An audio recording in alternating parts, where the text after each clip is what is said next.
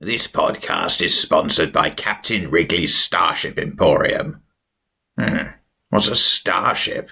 Is the GM mixing his genres again? Well, apparently Captain Wrigley is a very handsome man and the greatest salesman in the galaxy. Whatever that is. Wait, who's that? Greetings, human. What? We come in peace. You come in peace? Shoot to kill. Shoot to kill? I'll show you shoot to kill, you witless drones. Take this fireball right in the face! Wait, what? They were just extras for the commercial. Well, why didn't you say so? Do I still get paid? All the tabletop role-playing news. We aim to amuse and we aim to enthuse. And Morrus is unofficial tabletop RPG.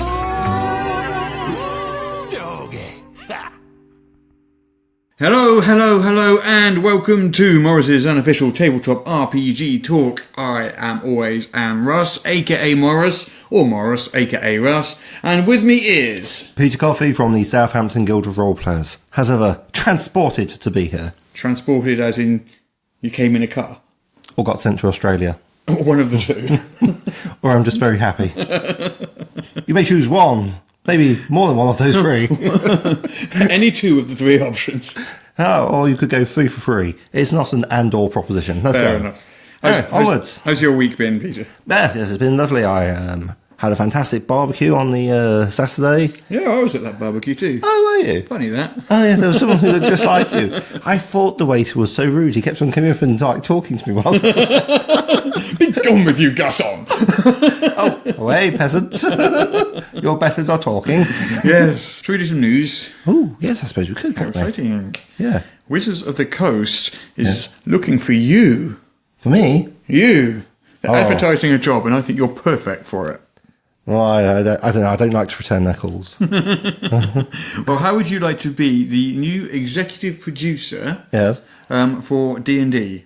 What's an executive producer do? Well, they describe it as head of D&D TRPG, tabletop RPG, runs the D&D RPG business unit, Right. and P&L at Wizards of the Coast. I'm not sure what P&L is, profit and loss, Yeah, profit and loss. postage and leeches, Oh, posting and leeches would be interesting. paragons and Liches? liches. Yeah. Yeah. I'm Paragons and guessing liches. profit and loss. Yeah, profit and loss. But I wasn't sure how it, because at the moment, Mike Merles Yeah. is the franchise creative director. Yeah. Which I assume basically he's in charge of the sort of creative direction at the. Well, yeah, obviously that's what it says, isn't it? Creative director in charge of the creative direction. Yes. Ah, you are informed today, Russ, aren't you? I am so astute. It does what it says on the tin. Careful, my friend, you might cut yourself with those sharp words. And there's Nathan Stewart, who he's the vice president D&D franchise, which implies there's a president D&D franchise, but I don't know who that is. Their mystery will remain surrounded. Their position will remain surrounded in mystery and enigma. Yeah. Possibly wrapped in riddle as well. Well, and then there's the EP, head of D&D tabletop RPG, runs the D&D tabletop RPG business unit and P&L. They bring business insight and creative leadership together to develop D&D's tabletop product offering and grow its audience and revenues globally. That sounds like an incredible string of buzzwords that they thrown together. It does. So I don't know how it fits into that. I'm guessing... They want someone more like you, to be fair, someone who's run their own tabletop company and fancies coming and joining Wizards. Yeah, I don't. But I'm guessing that person reports to Nathan Stewart, but I'm not sure. I couldn't tell you. Yes, I'm I sure. would guess. Well, I mean, apart from having to move to Seattle, which quite frankly seems like a lot of hassle, there's many lovely people there. We've talked to several of them. Yes. But on And it the rains hand... there a lot, allegedly. Oh, okay. Lovely. And didn't we prove definitively in one episode that Seattle doesn't actually exist? I think we proved definitively that if you were going to Shadowrun cosplay, that you had to be there in Seattle. But maybe just a Seattle of the mind. Maybe. Yeah. No, I'm okay for... Everything I know about Seattle I saw on Frasier. Was he in Seattle? Yes. Oh, okay. That was Frasier. That was Frasier. I thought it was in Boston. That was when he was in Cheers. My mistake. And he moved. He did. Yes. Anyway, there we go. Yes. If you want a new job, that's a new job. I'm okay, thanks. I encourage every single one of our listeners to apply for that job. Absolutely. Every single one, and let Wizards know it was us that sent you. Yeah, sure, why not? I mean, surely but what if you got the job? Then you'd have like so many angry nerds blaming you for everything that isn't exactly yes, perfect. I suppose so. All right, listeners, don't apply for the job then. I've changed my mind. Truly, you're as constant as the Northern Star. I'm easily talked out of any kind of course or direction. I would be a very bad creative director. Let's go that way. No, that way. No, let's go over there. Let's do Planescape. No, Spelljammer. No, Dragonlance. Oh, go on. You say Dragonlance, they'd be like, yes! And that's all that D&D would be producing for the next several years. You're a vegetarian, aren't you? I am a vegetarian. So you probably wouldn't be interested in a side dish of abyssal chicken. Well, I think anyone who does want to eat abyssal chicken really has bigger problems than whether it's vegetarian. Oh my days.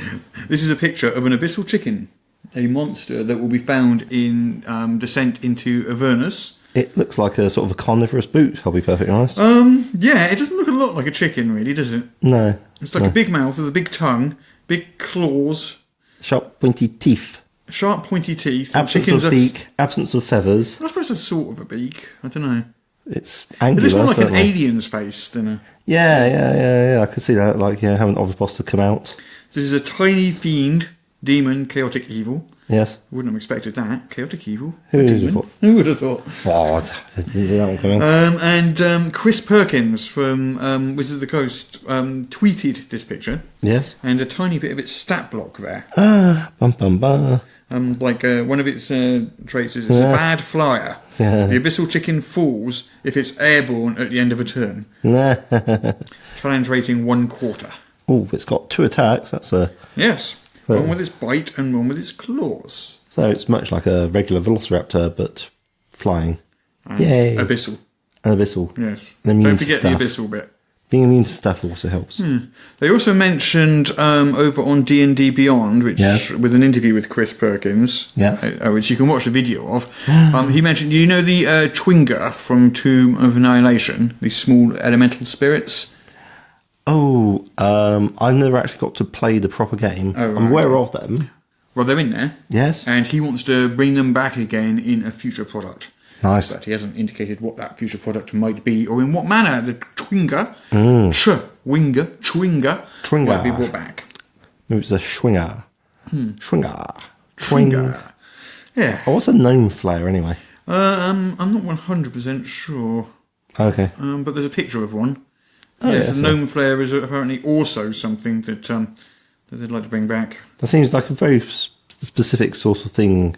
Oh, no, so it's a gnome... You know that process the mind players use to turn people into mind players? Yeah. That's what happens if you're a gnome. And you turn into Cerimorphosis, I think something it like was. that, Yeah. So it's like a little mind player. Oh. Gnome-sized mind player. Gnome-sized mind flare. Gnome-sized mind player. How adorable in a Sounds creepy way. absolutely lovely. I want one as a pet. Yes. Aside, no, I don't. Okay, well that's next year. That's next year's birthday present. Ruined straight away. Damn it. Right. No, I want an abyssal chicken, thank you very much. Damn straight. A real one. Yeah. I don't want like a fluffy one or anything. Well, chickens don't generally come in fluffies. I think we'll spare you those indignity. Well, abyssal ones might. Yeah, it's fine. We'll just get a boot, teach it to eat human flesh, and there you go. We'll even get you a pair. How about that? You can call them pair? rescue. A pair of abyssal chickens. Oh, I see. I thought you meant like a Carnivorous pear. boots. As in a piece of fruit. That'd just be ridiculous. Come on, Morrus. Be Anyway. serious. There's a new D&D video game coming. Bum bum bum. Apparently. Okay. What's it called? Not the Baldur's Gate one that we were talking about before. Yes. Totally different one.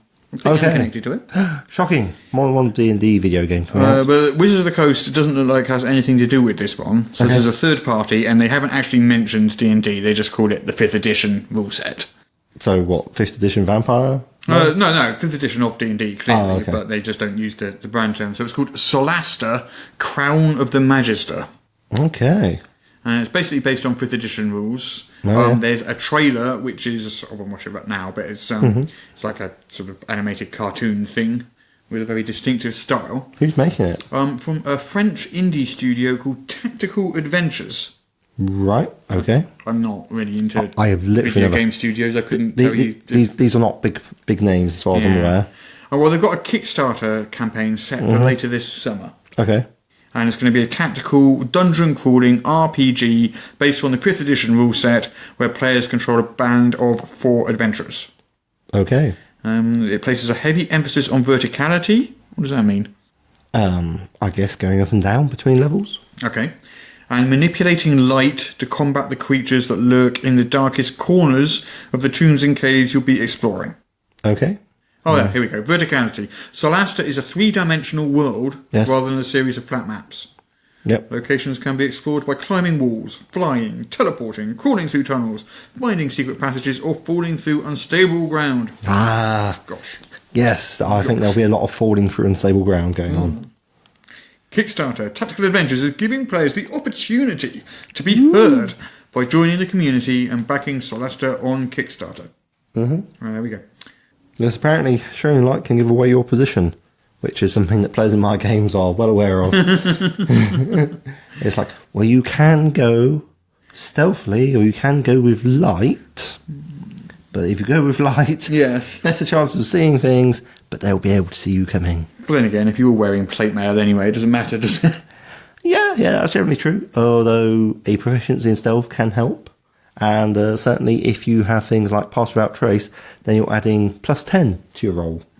Even at disadvantage, that means that still helps, your standard goblin chugging along there with their passive perception of 9 is not going. It may well not fail to spot you. Oh, we found a bit more information. Daryl dropped in a comment here. Yes. So this Tactical Adventures company, Yes. the CEO of it is a guy called Matthew Girard. Matthew spelled the French way, Mathieu, formerly of Amplitude Studios, and they were the people that did the Endless Space games. Ah, okay. So that's the legacy of them.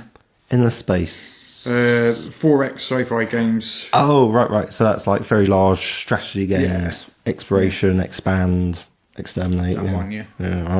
There we go. Yeah, okay. New D&D computer game. Right, so, I mean, get a Kickstarter done later this year.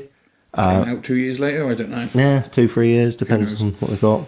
Depends on how much they've already got, really, and what they're raising funds for. What else do we have? Chivalry and Sorcery. 5th edition. 5th edition? Just launched on Kickstarter, as in, I think, a couple of hours ago. Is this a conversion of vampires to high fantasy? Or is this a different 5th edition we're talking about? No, it's the 5th edition of Chivalry and Sorcery. Oh, okay, 5th edition. Other games have 5th editions too. Do they? Yes. That's what I was referencing. Yes, there have been 4 editions of Chivalry and Sorcery, and this is the 5th one. Ah, interesting. Yes. Okay, Nothing to do with D&D, nothing to do with vampire. I've never heard of Chivalry and Sorcery. Tell me more about it. 1977, first edition. It was originally published as a competitor to D&D. Right. It's a sort of realistic medieval setting, sort of set in 12th century France and 12th century Europe. And it's back then, and bear in mind, I've never played it. This is just kind of what I know of it. Although I've actually backed this one because I'm curious enough. Okay, yeah. Because I've never actually played it. From what I understand, it was one of the early, very complex rule systems. Ooh, nice. So they're sort of trying to do all the stuff that D&D wasn't doing at the time. Oh, sweet. Apparently later editions were less so, though. Yes. So I'm told. Yeah. So basically you can like go around and then randomly catch cholera and die of dysentery and stuff like that. Yeah, that sort of thing. And it's got things like this new edition adds Judaism and Islam to the established Christianity as the core faiths in the medieval setting. So you get the sort of direction they're going with it. Yeah. I'm thought that would be handled sensitively. Well, I mean, whenever you do that sort of thing, you definitely run the risk of getting it wrong. Controversy. Yeah. Well, I'm sure they'll do a bang up job. Oh yes. Possibly I could mention something that caught my eye and looked very exciting. Go on. Did you ever play Dungeon Keeper? That's one video game. Yeah. Where you controlled like a dungeon heart, and you had like a... I think I've seen it. I don't think I've played it. Oh, well, it was excellent fun. You basically had a dungeon. You grew it from just a small thing with your trusty imps, and you trained your monsters, and then was it a bit tower defensey? Yes, and then there were heroes that came to try and kick in your stuff. So there is on Kickstarter with 9 days at the moment, so probably about six days when you see this. A game called Wicked Ones. Which is in one of the creatives is in Nagoya, Japan, but they'll be releasing it through the medium of Drive-Thru RPG, and it's basically using the Blaze in the Dark system to recreate the Dungeon Keeper experience. Wow, okay. Yeah, I've had a look through it, talked with some people who know a lot more about Blaze in the Dark than me. Yeah. That's not just random people, these are people who've actually read it for quite some time and are already into that part of the scene. Well, you didn't just walk out into the street and said, "You there! Tell me your Blades in the Dark." I thought I'd try asking people who knew stuff, just for change. Yeah, no, I'm very excited about it because it looks pretty good. It is, of course, already funded. It's not doing quite as well as a Touch More Class, but yeah, what is. And it looks very nice. You can get PDFs for the various things and then codes to print them at cost on Drive-Thru RPG. Excellent. Yeah, so if you're a big fan of Dungeon Keeper, that could be a very exciting game for you. Anything else? Mists of Akuma Adventure. Oh, yes, that's from Stormbuddy Studios by that nice man Mike Milers, perhaps? Yes, Mike Milo. Mike Myler. There's only one of him. Ah, I see. The many Mike Milers. The many games of Mike Milers. Sorry, Yes, Mike. he's got all those doppelgangers. Or he casts mirror image a lot. Ah, I see. That's what happens. Maybe Maybe your eyesight's just really bad and you're just seeing double. Maybe he should be Mike Myler. Maybe he just moves so fast. Ah, I see. Well, I hear that one of his problems is that when he works too fast, he becomes invisible. Ah. So when he was talking to us, it's clearly he was a bit blurry, so therefore must have been multitasking. That must have been it, yeah. Absolutely. Yeah. Anyway. Yes. So, Mr. Akuma was his, or is his, in fact, his. How did he describe it again? Eastern steampunk noir setting. Was that how he described it? Yes, but with the option to edit out steampunk. Yes. So, for fifth edition, I think there's a fifth edition of Dungeons and Dragons. Of Dungeons and Dragons, yes, not fifth edition of Vampire or fifth edition of Chivalry and Sorcery. Yes, or fifth edition of Shadowrun. Or fifth edition of anything else, really. Yeah. Fifth edition of Dungeons and Dragons. Yes. And I think Pathfinder, I'm not sure. But, so this is an adventure called Honourable Wills. Oh, yeah. A gripping tale of intrigue and honour takes the adventurers from a chance encounter with a kindly elder matron in Hofuku Prefecture across the sea to the polluted islands of Uragi Prefecture and into a death trap of enslaved waterfolk under the control of a madman. Bum, bum, bum. Okay, that sounds quite nice. That's on Drive-Thru RPG, is That it? is indeed on Drive-Thru RPG in PDF and softcover format. Lovely. Yes, Lovely. very lovely. What else do we have in the news? We have a new article from Jim Ward. Ah, yes. Yes. Of Drawmage fame. Yes. This one is entitled TSR's Amazing Accounting Department. Is there, by any chance, a touch of biting irony in there? I asked nearly... I think that's amazing as in... Oh, so they amazing. did amaze him. That's certainly a novel approach you have there to accounting. Yes. So basically, I mean, he opens it up. He's talking about, I wasn't much liked by the upper management of TSR after Gary left. Yes. I don't do well with authority figures that I do not believe know what they are doing. So I was fairly sure I didn't have long to work at TSR. So this is in 1987. Yes. He says this happened. And then he's relating some of the sort of struggles he had with the sort of product scheduling departments and the accounting departments and stuff like that. Oh, yeah. Where he talks what he, sees as common sense and experience, and they're talking, I don't know, Whatever accounting speak. Ah, yes. And the conflicts that arose. There's Jack Morrissey working there. No relation of yours. No relation. Well, maybe he is, and I don't know. Where's he? Yes, Jack Morrissey was the head of sales. Jack Morrissey, yes. And he was shot. He was. Oh, he must be a relation. Yeah. I was just going to say the opposite must be true. Well, no. As long as Morrissey isn't related to me, because Nil free zone. It's not very nice at the moment. Yes. What was the end of that story? I've forgotten where I got to. Oh yes, you were telling me that there was a problem. They kept on coming behind due to multiple scheduling issues. No, I mean, should I spoil it? Does hilarity ensue? I've closed it now. Okay. Did you read the article? I got distracted by all this talk about Morrissey. Yes, it looks like basically he got ordered to do stuff that didn't make sense, so he kind of ignored them. Nah. went ahead and did what he thought was best anyway, and everything worked out fine. Yes. That seems to be a recurring theme. That does seem to be a theme with him, yeah. Yes. Seems like he does that a bit. I'm looking forward to his autobiography, Jim Ward. I was right and you were wrong. Suck it, losers. Story. I really do like his column. It's really interesting. Definitely very amusing. It's certainly a fascinating look into the culture back then, when it kind of, it's so different to what Wizards of the Coast is now, where it's a very sort of efficiently driven corporate machine. Yes. And back then it wasn't quite that. We'd say more of a clown car. I mean, at times when it was very successful. Did you ever see those old Keystone Cops movies? Where they basically have like piles and piles of people pushing along like a car and all leaping on, and there's excitement when they're like turning corners and ladders and so forth. That's how you imagine TSR in the 70s. Yeah, pretty much. That seems to be how most things in the 70s works. I think TSR started off well. Yeah. I think it was after Gary Gygax left and other people, Lorraine Williams and stuff, came on board that it all started to teeter. Yeah, people who were more business focused. Yes.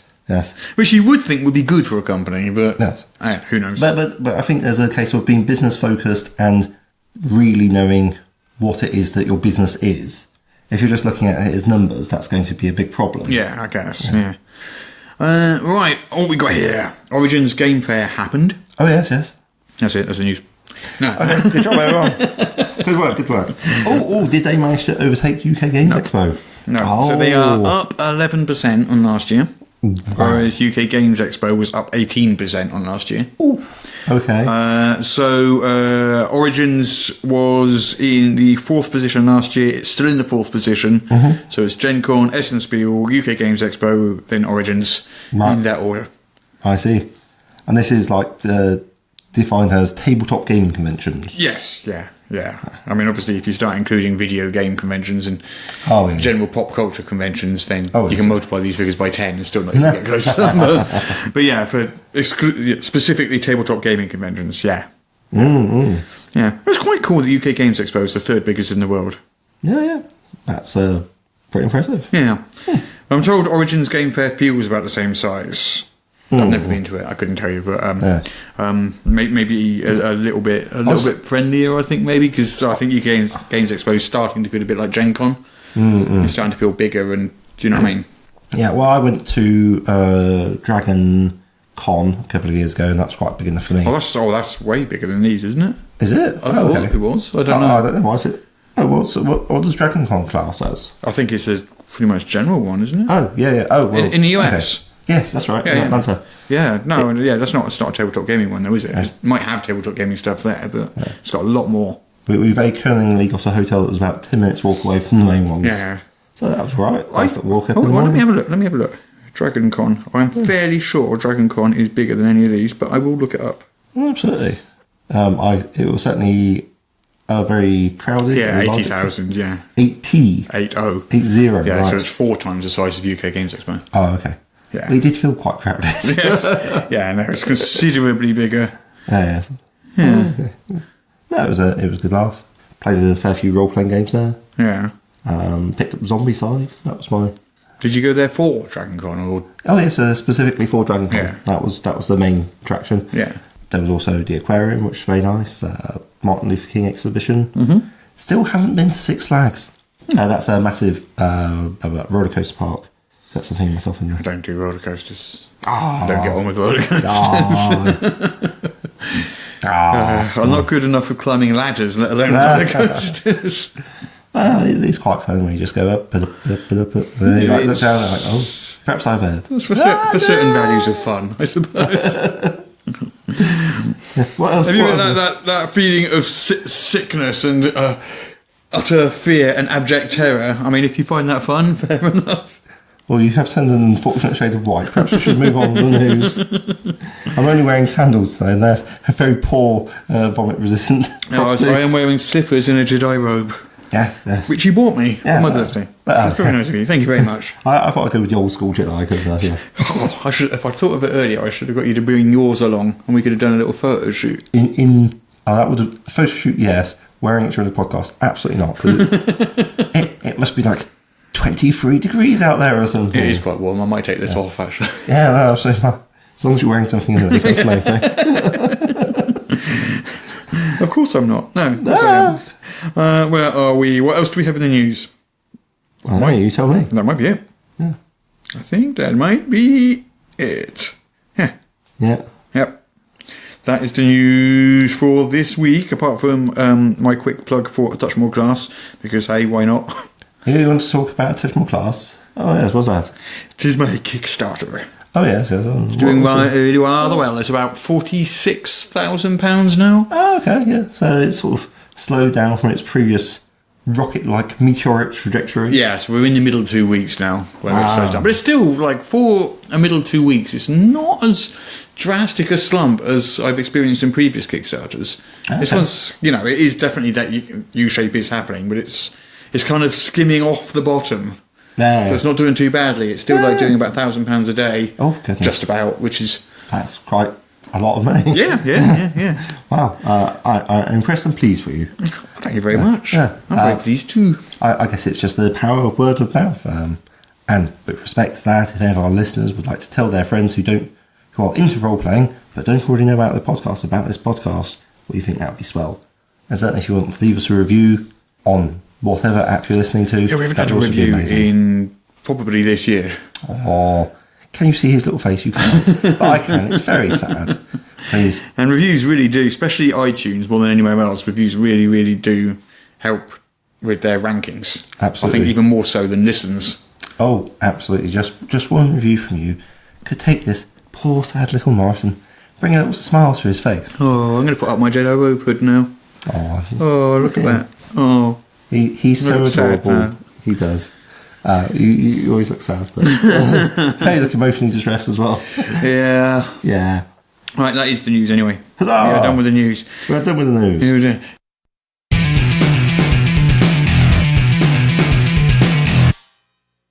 Would you rather Yes. have a house with no roof Yes. or have a house with no walls, like a carport? Interesting. I guess the one with no walls would be better, because if it rains, at least you get some shelter from the rain. Whereas if you have no roof, you won't get any. Yeah, I mean, ultimately, if I got a house with no walls like a carport, I guess I could just hang up some draperies or something. A roof is pretty much what makes it a house for me. Otherwise, you're just living in a ruin, like some sort of goblin. Okay. Yeah. So you're going to go house with no walls, as like me. Yes. We're both agreed on that. I think our innate Britishness is coming to the fore. We're like, but what if it rains? Because that's basically the first question that's always in the mind of any truly British person. Yes. But what if it rains? And it will. You're in the middle of a heat wave in June. To which I would reply, well, this time last year, a couple of years ago, I did absolutely get soaked to the skin because it was raining. And in fact, last week I did. Oh, and the weather forecast says that this heat wave is going to end very, very soon and it's going to start raining. Yes. That fantastic work of fiction, speculative fiction from the Met Office. Yes. So that question from the book, would you rather, the outrageous book of bizarre choices? Excellent, Morris. We'll look forward to revisiting this on the podcast in the future. Yeah.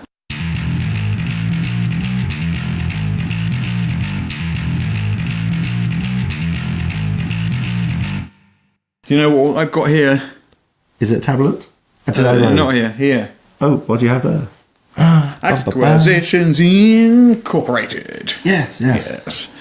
Well, Acquisition Incorporated, where to start? The latest book from Wizards of the Coast. Yes. Latest D&D book. It says specifically it's a D&D product created in partnership with Penny Arcade. Yes. So I'm not super familiar with the original podcast. No. But I know it's big, and I know that Penny Arcade tends to sell out, big theatres and stuff, where people come to watch them playing live. Well, we were talking earlier about conventions, weren't we? Mm. And number 5 is PAX, which I'm pretty sure is a Penny Arcade exhibition. Yeah. So they are notable people on the scene. And I'm not 100% sure on it because I actually know most of the people in it from elsewhere. Oh, right, okay. Yeah, Mike Krahulik, who plays Jim Dark Magic, and Jerry Hawkins, who plays Omen Dran. they are the people who are Tycho and Gabe respectively from Penny Arcade. Yeah. And when I was much more into following the gaming news, I did enjoy it.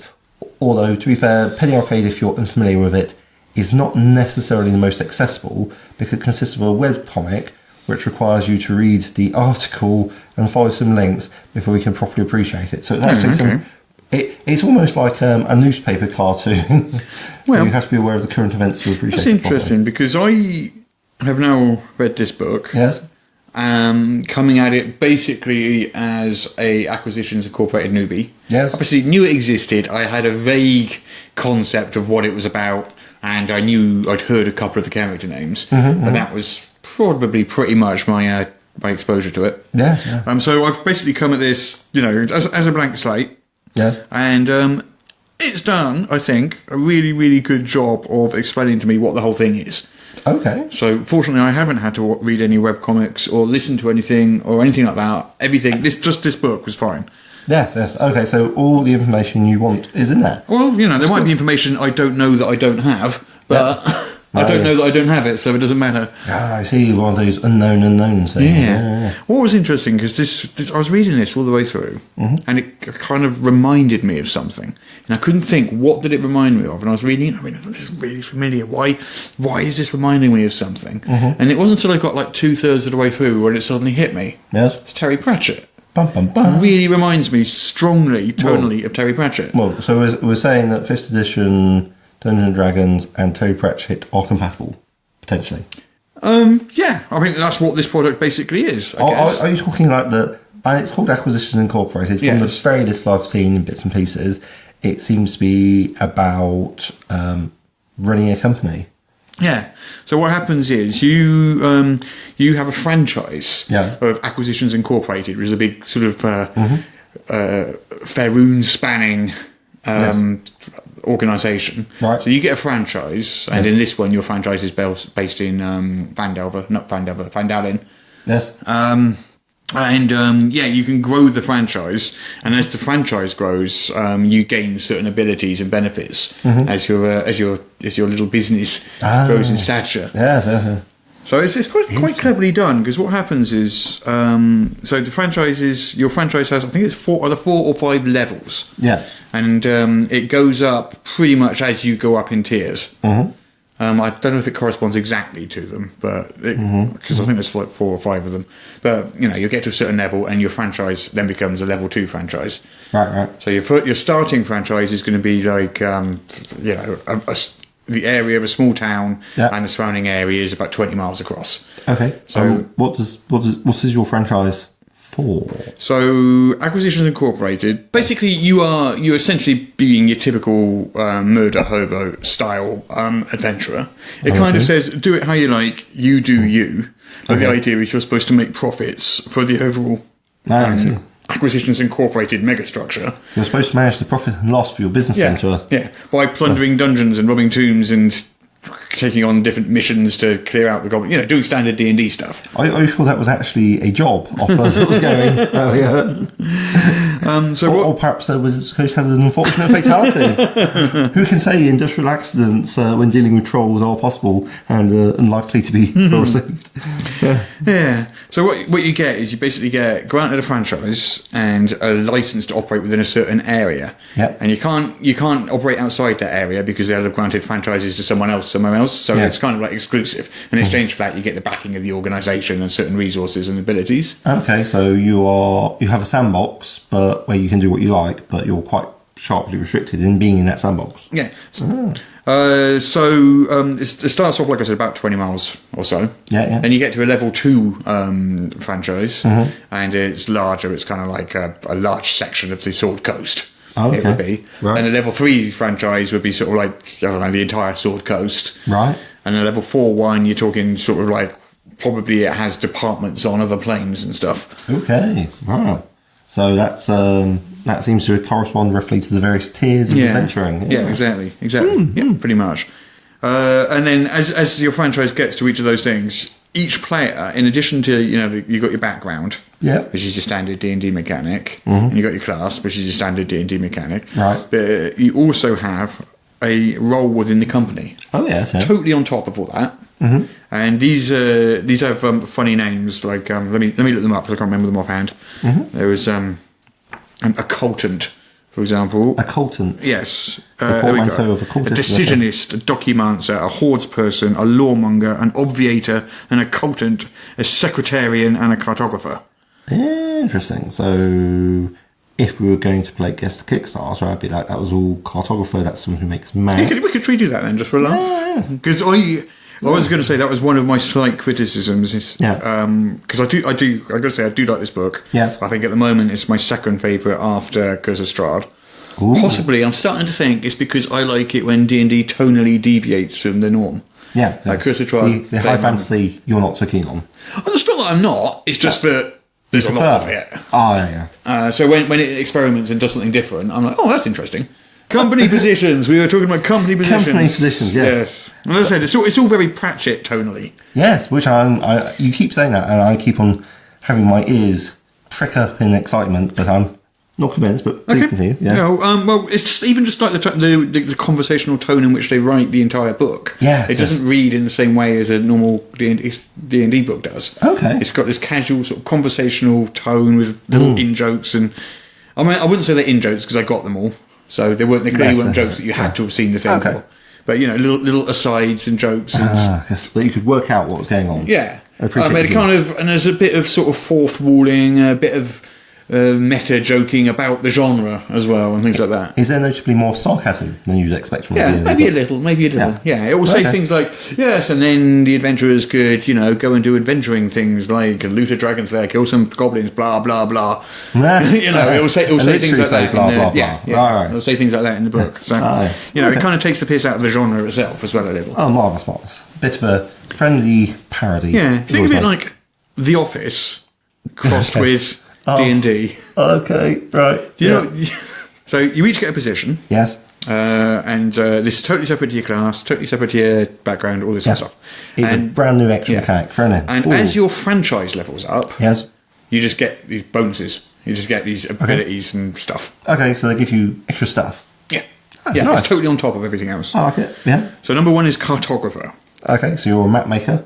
Yes, you're a map maker. You have a sharp eye for detail, it says. Yes. You help your franchise by discovering and mapping new locations or hidden features, acquiring rare maps, and using different modes of transportation in secure and clever ways. Oh, okay, so you're sort of a travel specialist as well. Yes. Which I've previously identified as, like, not on this podcast, just in general, has sort of a key conceptual role that you need to do for a party, and that's really quite good. So at rank 1 of your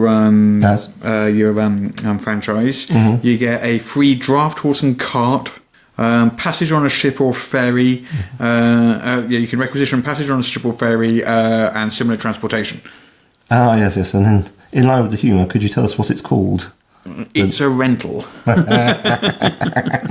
I see. Rank 2, you get a spyglass of clairvoyance. Okay, that's good. And you also get the ability to perform a ritual using a cartographer's tools and stuff to ensure safe travel. Oh, nice, okay. Makes a lot of sense. Then we got a rank 3, you get a special map of shortcuts. Oh, get in. What else do we get? We get Elder Cartographer's Glossography at rank 4, which gives you advantage on intelligence or wisdom checks related to geographical features or locations. Yes, and you know it's going to be good because it's got a prefix adjective. Like, direwolf, scary, elder direwolf, more dangerous. Isn't dire the prefix of wolf? Yes. It's not your regular wolf. Your regular wolf is pretty scary on its own. So a direwolf, elder direwolf, greater elder direwolf. You're like, oh, okay. Abyssal greater elder direwolf. At that point, you're like, the palette swapping's just gone to black and flames. I'm only like level 5. I'm not qualified for this fight. I'm getting out of here. So yeah, an elder cartographer's glossography would be, I don't know, like it's old style of a list of words telling you about cartography. Yeah. Okay. Well, basically. Yeah. Right. So decisionist is the next one. Ah, yes, that sounds good. I think this is the guy who gets to say, "I love it when a plan comes together." Ah, yes. This sounds like the role I sort of gravitate towards. Yeah. Yeah. The decision list, you get a coin of decisionary. It's a coin of decisionary tales. It doesn't actually have any divination power, but you're quite good at convincing people that it does. Yeah. It's totally legit. Look. Yeah. Here's how Win tells you to. Look. I'll tell certain franchise decisions, right? Because this is a bit meta, right, yes. for example. So if your party is trying to vote on something, yes. basically it says you get 2 votes. Marvellous. Yeah, and then where are we? Better odds at rank 3. Your coin of decisionary gains some actual divination power. Okay. At rank 4, you can get 3 votes whenever your party decides to vote on something, but only once every 7 days. Oh, okay. Well, that's okay then. Shall we go left or right? Left! It's the way of heroes. That's what the coin says. Do not question the coin. Yeah. The next one is the Documancer. Oh, okay. So that would be someone who is in charge of dealing with talking to documents. So I guess that would be things like making travel passes, getting you into places. Is forging part of their portfolio? Let's have a look. So Documancer is you control and channel the power of the contract. Oh, nice. That you have with Acquisitions Incorporated headquarters, head office. So you bear the responsibility of managing a franchise's quests, ensuring that every condition of the quest is fulfilled, and recording and sending information vital to head office. Oh, okay. Another job which I think I would quite enjoy doing. So what do you get? You get a gift of words at rank 1. Yep. You get advantage on intelligence checks to decipher codes or similar scripts. Like a contract, yeah. Yeah, like a contract. Number 2, you get a documancy satchel. Okay. And you can magically send and receive documents to and from head office through a special pouch. Oh, I see. Sort of like one of those pneumatic tube things, but around your waist. At rank 2, you become fluent in boss. Ah, interesting. Of abyssal tongs. You can cast the augury spell with the spell's omens of weal or woe based solely on the perspective of head office. It should be noted that head office at times has a surprisingly high disregard for potential woe to its employees. Yeah, it's like, well, you've got to consider the bottom line. Yeah. Yeah, I don't want to be 6 foot under the bottom line. Then you get at rank 3, you start getting all this forgery stuff that you talked about. Oh, okay, yeah. At rank 4, Scroll Humidor. Okay. Your satchel becomes getting wet. An extra dimensional space and can hold up to 30 documents or spell scrolls. And then you get Scroll Service at rank 4, where you can request spell scrolls containing a spell of up to 3rd level from head office, and it appears in your satchel. Nice. For those occasions when you're like, you know what, we could really do with a fireball right now. I won't read through every single one of these because there's quite a lot of them. So we've got the Hordes person. Oh, that sounds exciting. Yeah, which is basically the treasurer. Treasure wrangler. Yeah, essentially. Yeah. Do they make deals as well? Where are we? The Hordes person. You are known as a trustworthy and responsible individual. You support your franchise by demonstrating accuracy, avoiding shortfalls, and anticipating resource needs. That does sound fun in a D&D game, doesn't it? Well, we've got the Lawmonger. Oh, that's Lore. Loremonger. Right, so... you know shit. Yeah, pretty much. Basically. You know lots of stuff. Knowing things is quite important. It's an often neglected thing. It says you might operate from the shadows resembling a clever spy master. So you might be like, what's his name in Game of Thrones? I would say Varys, is that right? Yeah, Varys. Yeah, there you go. I'm guessing Varys. You'd be a Varys. What else do we have? What else do we have here? Obviator. You hatch convoluted plots to fight the overwhelming odds presented by each mission by whatever means are necessary. Oh, okay. Can you tell me a bit more about the Obviator? I'm not sure from the name what it is they do. Obstacles abound along the path to riches. Yes. A franchise's mission success might require combating a rival organisation's disinformation attempts one day, then besting a castle's defences the next. The day after that, some poor sap named Bob might need to be disposed of. And no matter what the type of challenge that needs to be overcome, the franchise's Obviator determines the optimal way to shut down and destroy that challenge. Nothing personal, Bob. It's just business. Oh, I see. Yes.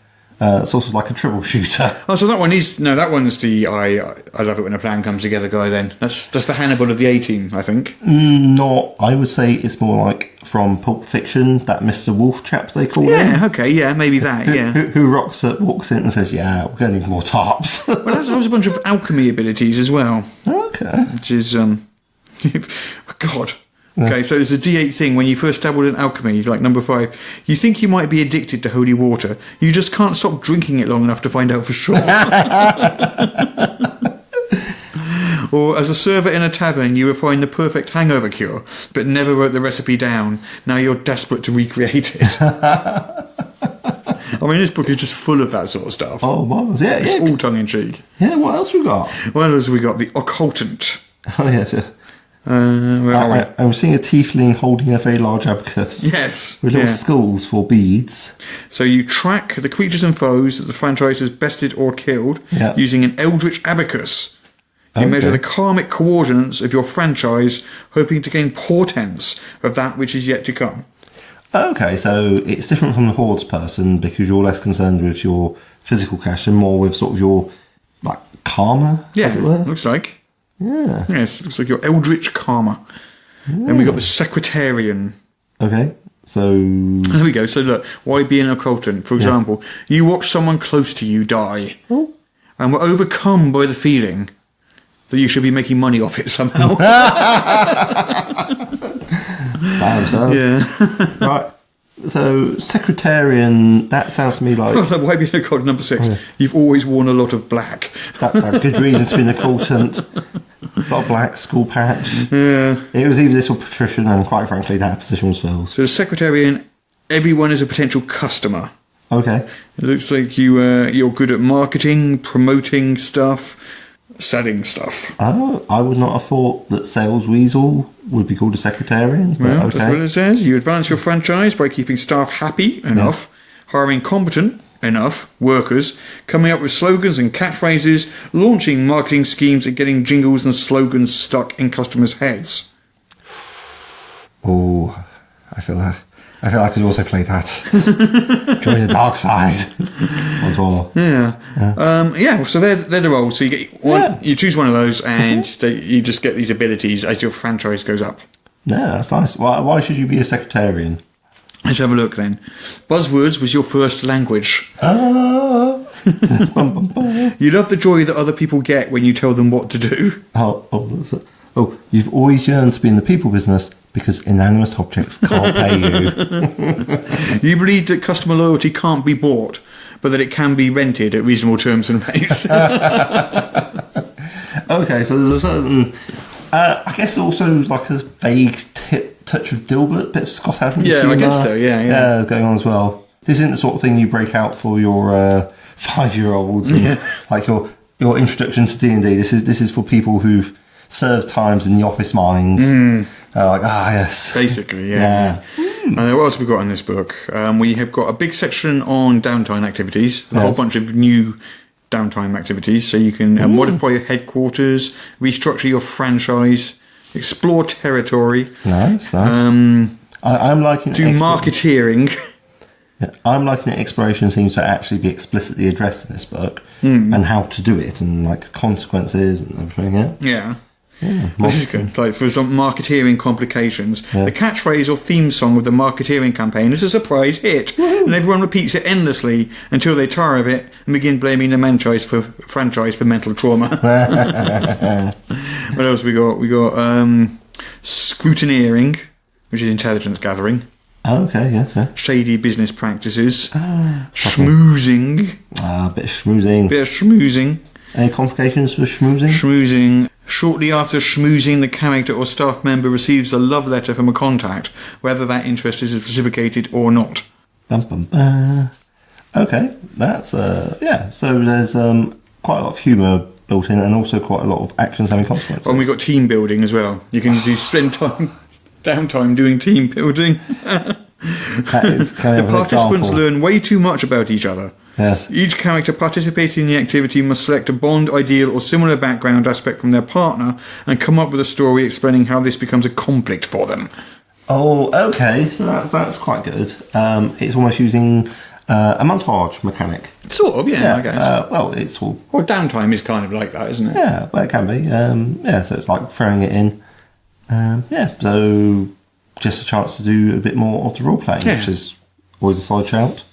I'm seeing like a little cartoon on the next page. Oh, this is player options now. Oh, yes. Yeah. Like, other than those player options. Oh, yeah. So we got some new backgrounds. Celebrity Adventurers Scion. What was that? Scion.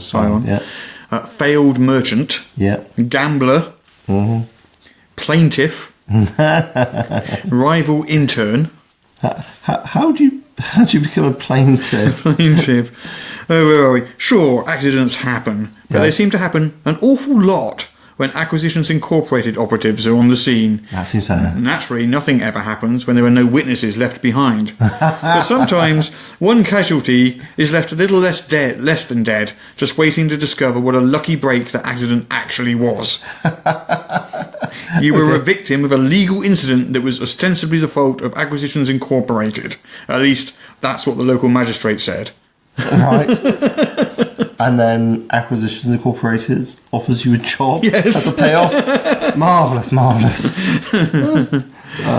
else have we got? We got a whole section of advice on different the classes and just how they would fit in. Yeah. It's just advice, essentially. Okay. A table of bardic insults. Ooh, have we got any good ones? Okay, roll 1d20. 15. You've got all the good sense of a mind flayer's last meal. Damn. Okay. Truly, your intellect is as deep as a tensor's floating disc. Yes. Okay. They're not that witty, are they? I'm pretty sure I've got better. Then we goes through each of the cleric, fighter. Yeah, okay. All that stuff. So it goes through each of those. Helping you customise it to the setting. It's got I'm seeing like the individual subclasses as well. It's giving you some advice on that. Yeah. So for example, here with the monk, it tells you all about the Way of Shadow, Way of the Drunken Master, all these, and just how they would fit into into Acquisitions Incorporated. Yeah. Ascetic business practices, marvellous. And we've got all those. So it goes through. There's quite a lot of pages going through all of these. There's a lot of classes. Yeah, and then we've got a new race here. Oh yes. The Verdan. Oh yes, yeah. This is a bunch. Are they green? They are green, surprisingly. They were goblins and hobgoblins that got transformed, mutated. Okay. And now they get mistaken for green-skinned half-elves. Oh, okay. So when they're younger, they're size small, and as you go up in levels, you become size medium. So they change size, and they got limited telepathy and some healing ability. Okay. That's the Verdan. Bunch of new spells there. Distort Value, Fast Friends, Gift of the Gab, Jim's Magic Missile, Jim's Glowing Coin, Motivational Speech. Yeah. And then we get the adventure. Oh. So that's basically the second half of the book. So the first half of the book is, rules and players, material and all that sort of stuff, talking about the organisation. Yeah, it looks about 78 pages. Yeah. And then we've got about 100 pages worth of adventure. Oh, okay. And the adventure is called The Orrery of the Wanderer. The Orrery of the Wanderer. Orrery? Yes. Orrery? That word. Orrery. Yes. Of the Wanderer. Which is quite funny, because of course planet means Wanderer. Does it? Yeah. Oh, actually, yeah, no, I did know that, actually. Yeah, of course you did. I did. Go on, I did. Anyway, so it's basically 6 adventures. Yes. Or 6 episodes. Each one takes you up one level. And there's this orrery, which is in pieces.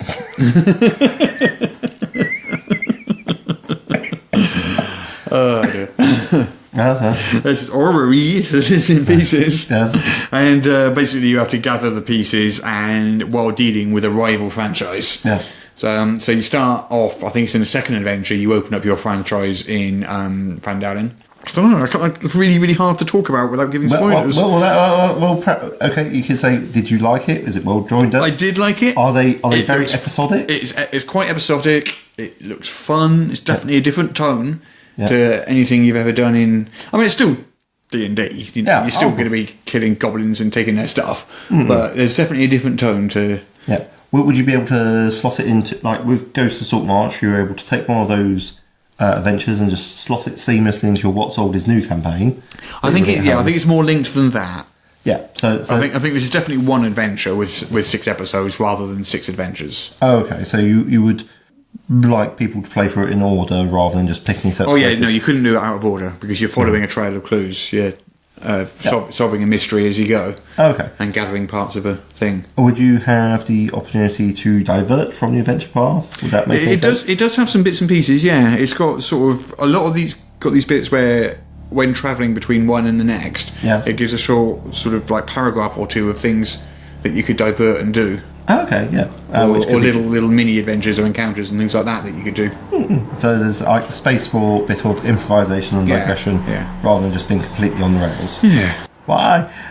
Is there like a clock or anything or a sort of time thing that is pushing people I don't forward? think so, no. Okay, no. so I don't you think so. could pursue it. I think you get pressure from head office though. Yes. They're kind of trying to... Yeah, they want you to get on and shut this stuff down. Yeah. Okay. And there we go. So that's the adventure. It's a fun adventure. Yeah. Then we got appendices. Oh yes. It's got the characters from the show. It looks like. So I mean, I'm not familiar with them particularly, but we've got Omin Dran, Jim Dark Magic. We have Viari. Yeah. Morgaine. Yeah. Flabbergast. Yeah. Then moves on to the C team. The C team. We have Donar Blitzen. Yeah. We have Kithris Draub. Yeah. Rosie B. Stinger. Yeah. Walnut Dankgrass. Yeah, okay. Then the B team. Bum, bum, bum. Brahma Luthier. Yeah. Oak True Strike. Pendragon B. Stinger. And Phoenix Anvil. Yes. Wait for the avoidance of confusion. Hortensia Dran and Auspicia Dran. Yes, Anvil being a thing that you beat bits of metal on. Yes. Oh, it's got some exciting And monsters. we've got some monsters. We've got a Chaos Quadrupod. Ooh. A Clockwork Dragon. Nice. A Deep Crow. Deep Crow. Deep Crow. Does it quote philosophy at you? There's this scene in the adventure where you have to basically become a marriage counsellor to a Deep Crow, which is kind of fun. Yeah. An Ancient Deep Crow. Oh. What A sort of... Keg Robot, which appears to have beer in it. Interesting. Splugoth the Returned, who is an evil goblin. As opposed to all those good goblins that you come across. And then we got various franchise features okay. for various other Dran Enterprises, the Zealots of the Silver Sliver, Affiliate of the Six, various different franchises. And some vehicles, a battle balloon. Look at that, that looks awesome. I see, so there's the option of taking to the skies. Yeah, we've got a battle balloon, we have a mechanical beholder, Bum, bum, bum. 1 crew, 5 passengers. That's kind of fun. Yeah. And then just information on the orrery itself. Yes. There are various pieces of the I see. So each chronolometer, the dimensional loop, the far gear, the rotor of return, the timepiece of travel, and the wheel of stars are the pieces of it. And a couple of pages of various trinkets. A trinkets table and an index. Yes. Yeah, free index as well. Yeah. What's your overall impression of I the like book? it a lot. I do. I mean, I think Artwork. Artwork's it's mixed. Yeah. I would like the artwork more if it was more standard. Not it doesn't have to be standard as in line with the other D&D artwork, but standard with consistent is the word I meant. Okay. Within the book, so you got a lot of this very cartoony penny arcade style artwork, Which I find very attractive. but you also Yes. get a mix. You see, look at this sort of very cartoony looking Yeah. Mind flayer, I guess. mind flayer with braids in its tentacles. I think it's meant to be a moustache. Is it? Okay. Yeah, like curled moustache. Yeah. And then you got these different styled maps, which are in a very different style to some of the other maps And in they're the book. very small as well. Yeah, I'm not so keen on those maps. Then you get these maps, which are more standard Yeah, looking. they're just traditional. So it's a little bit of a mishmash, and this picture of the lighthouse is clearly a totally different style. It's probably very good, It's a great lighthouse picture. but it's a totally different style to the rest of the art. It is, isn't it? Yeah. Yeah, and that I found slightly jarring. I'd rather they just kept with the whole cartoony style the whole way through if they were going to do that. Yeah. With the writing. I mean, to be fair, looking through it, nearly all of it is the cartoony style. Yeah. Nearly all of it. So it's It's only the occasional piece that stands out. although the cartoon style itself does also vary a bit as well. Yeah, true. But other than that, I like the idea of the company roles a lot. Yeah. I like them conceptually. Yeah. I like the funny names. I like the silly abilities and stuff. Yeah. I just didn't find each of them thematically backed up strongly enough. Like some of them, you kind of read the description, and you're like, I'm still not 100% sure what this guy does, and he's got some alchemy ability. And what like the Obviator. I think if you're a big fan of the show, then you know exactly what it is. Yeah, but I guess. Yeah, if you're coming at it from outside, I guess there's that. Yeah. But other than that, I absolutely love the tone. Like I said, it reminds me of Pratchett all the way through. Yeah, it's just like constant little asides and meta jokes and all this sort of stuff all the way through, all in a casual tone. So Pratchett does Faerun. I mean, pretty much every table. Yeah. Your YB cartographer D8. It's basically 8 jokes, and pretty much every table in this book is a table of jokes. Okay. Yeah. So it's definitely for a humorous game. Would it be impossible or unlikely to run get a game with a serious tone off this? I suppose so. Yeah, I guess so. You could still use the adventure, surely. Yeah. Okay, so you could run a more serious... I think you might need to change some of the names and stuff, because some of the names of NPCs and some of the names of company roles and all this sort of stuff are clearly jokes. Yes. In the same way that Terry Pratchett would use them, I think. And you'd have to change those to more serious names. Oh, okay. Otherwise, you'd be taking your players out of... breaking their immersion. Yeah. By throwing in, joke names and so forth. But I personally would run it as it is. Yeah. I like the different... You like the humour.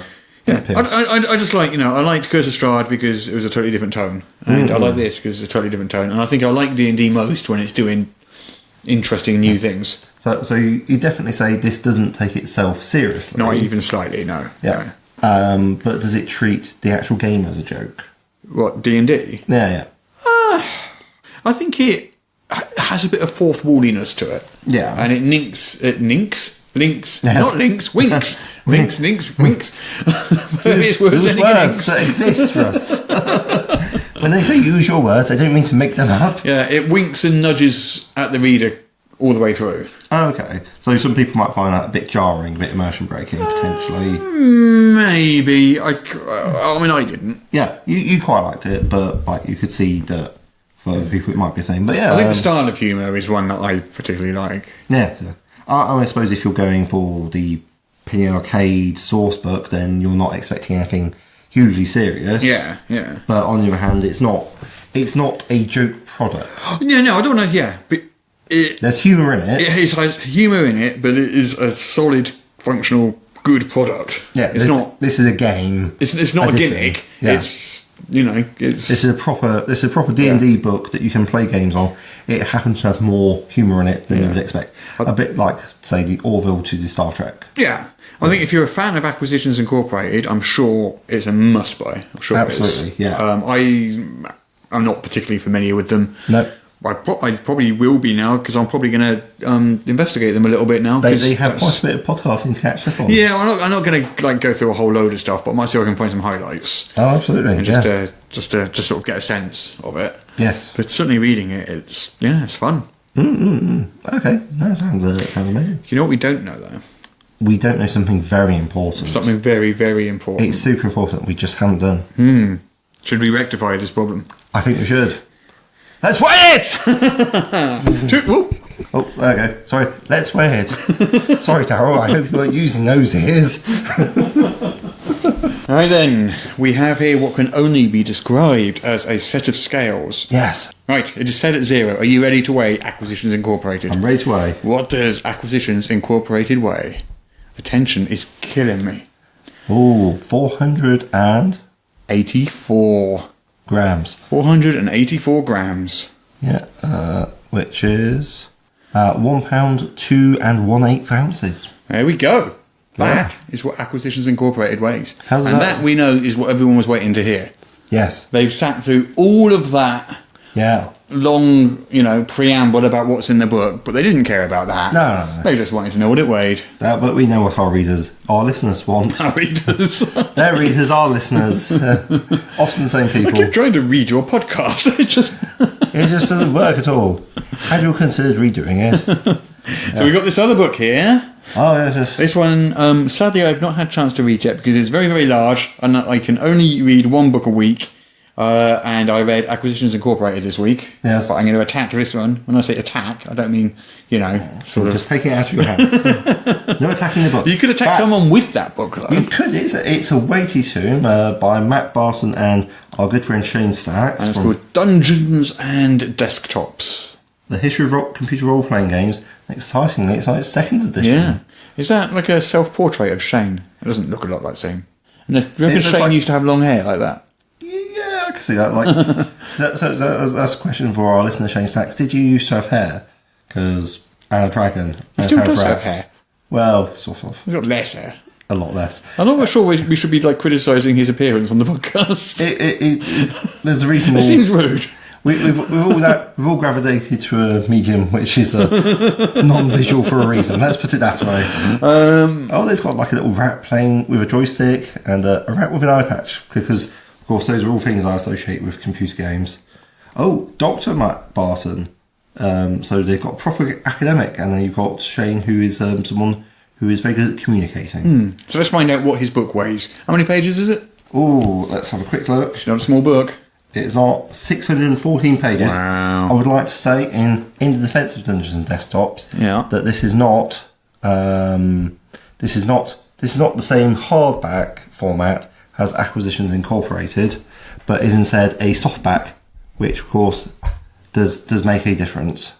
Right. Set the scales to 0. Okay. Yeah, Shane, this is what your book weighs. Here we go. Here we go. Desktops, Dungeons and edition. Desktops.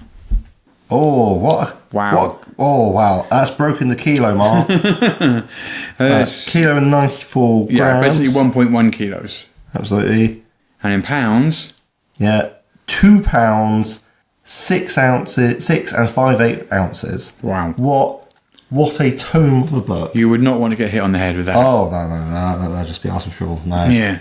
Yeah, a mighty book. Well, congratulations to Shane and Matt Barton. Well, we've fulfilled our duty.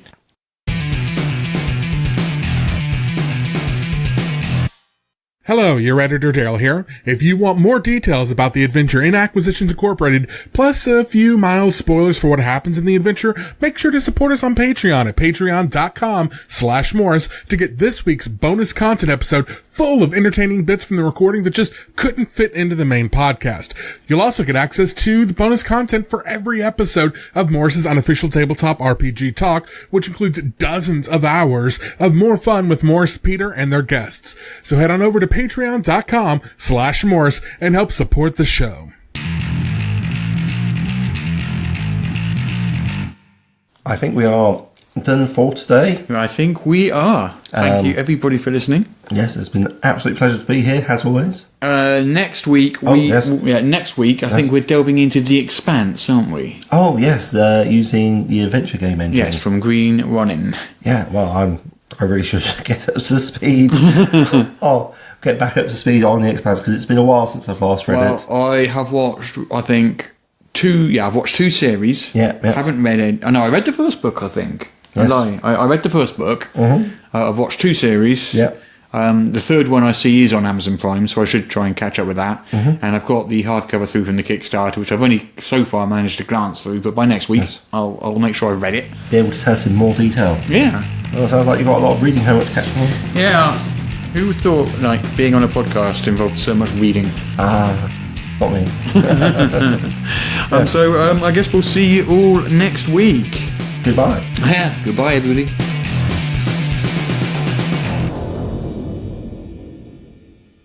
Apparently I now have to read this to you. This is the official podcast of Morris's unofficial tabletop RPG news, which you can find at enworld.org. You can find show notes at morris.podbean.com or wherever you found the podcast. If you feel like they deserve it, you can support the show on Patreon. In return, you will receive exclusive bonus content. Just go to patreon.com/Morris. If you're interested in his babbling nonsense, you can follow at Morris on the Twitter. Send your emails to morrispodcast@gmail.com. Not all of your emails, just the ones you want us to see. That's it. I'm bored now. You can go away. Shoo, off you go. Goodbye. Get out of here.